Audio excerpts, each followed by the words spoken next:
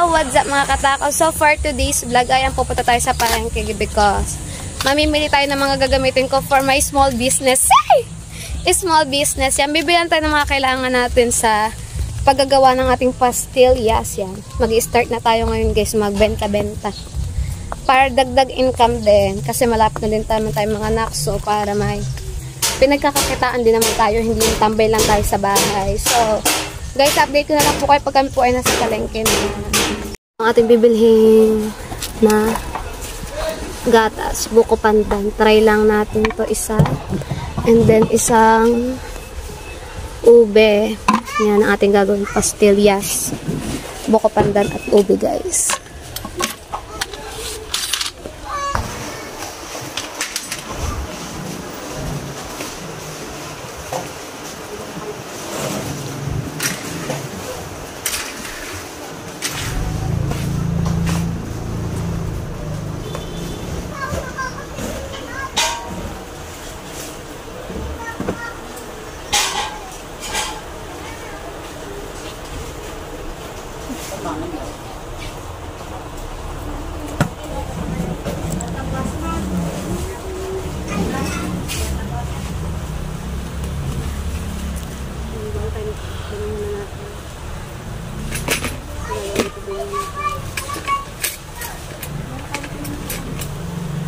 Yung mga gloves na ang plastic.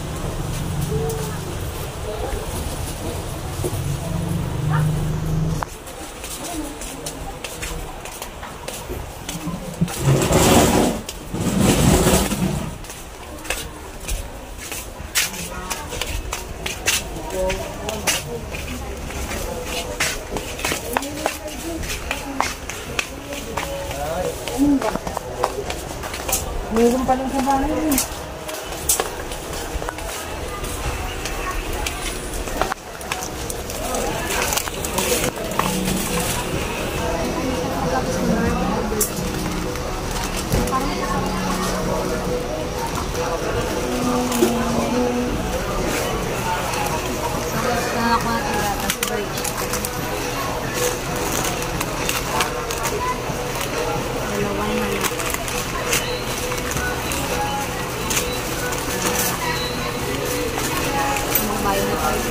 So, ayan guys, nabili ko na nga po lahat po ng aking gagamitin po para sa aking pastillas.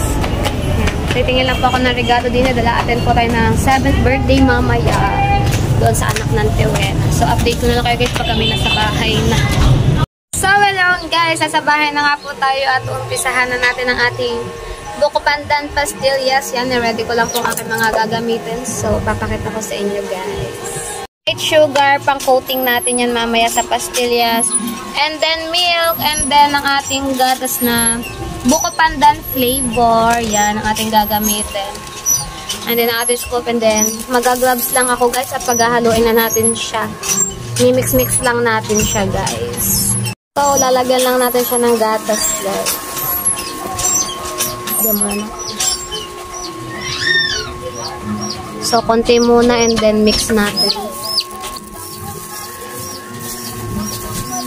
Mix-mix lang natin siya, guys.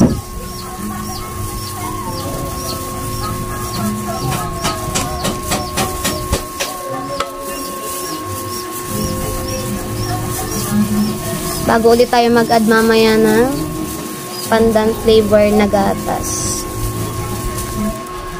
And guys, nalagyan na natin siya ng madaming gatas, so medyo mahirap lang siya i-mix. Ang bango. Buko pandan? Oo. Ang hirap lang niya i-mix kasi ang lagkit. Kailangan maganda talaga ang pagkaka-mix mo sa kanya. Nakakangalay ng kamay. Pero kung may mixer tayo is madali lang to guys. So pag-ipunan natin yung mixer. So guys, update ko na lang ulit kayo maya-maya ng kaunti. Yan. Pag tayo ay magko-coating na.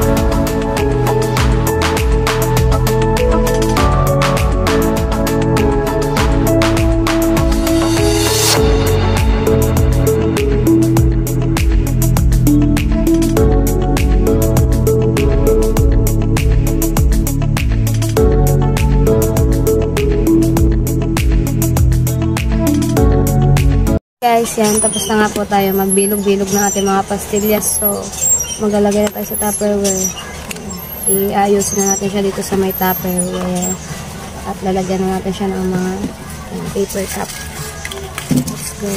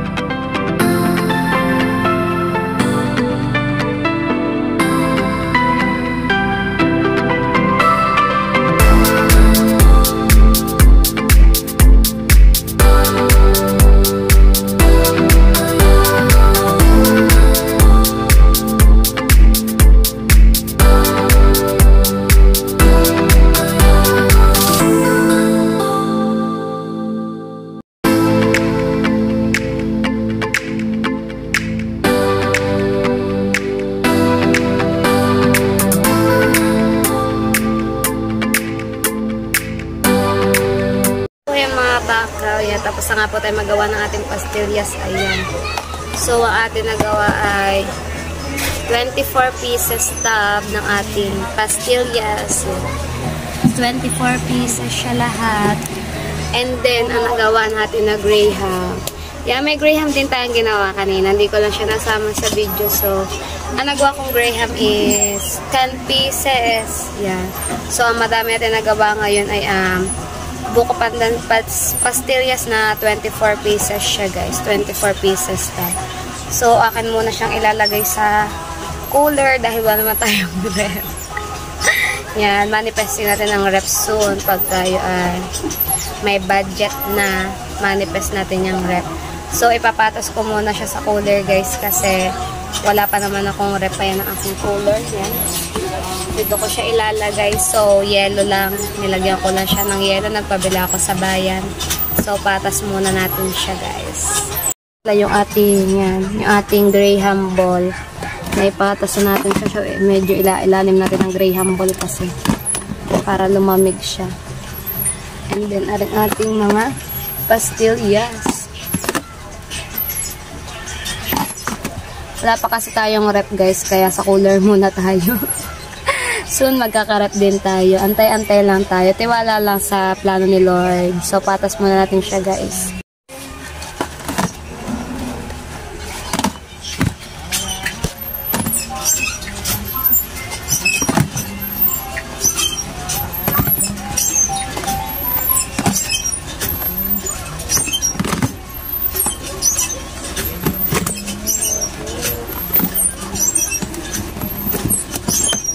Hindi ata siya kasya.